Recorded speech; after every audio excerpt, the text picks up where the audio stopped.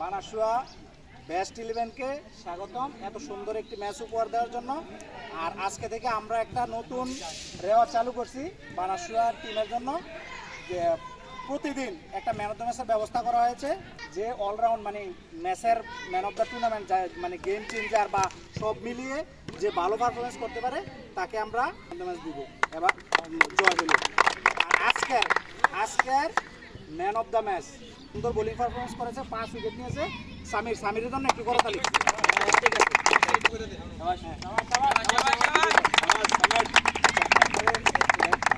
আজকের ম্যাচে শুধু আসলে বোলিং পারফরমেন্সে আমরা জিতি নাই, ব্যাটিং পারফরমেন্সও জিতি নাই। আসলে আজকে বোলিং প্লাস ফিল্ডিং দুইটা ক্যাচ খুব ভাইটাল ছিল। একটা হচ্ছে ইরফান, মানে মনে হচ্ছে যে ইউবরাজ সিং ড্রাইভ দিছে এরকম টাইপের একটা ক্যাচ নিছে।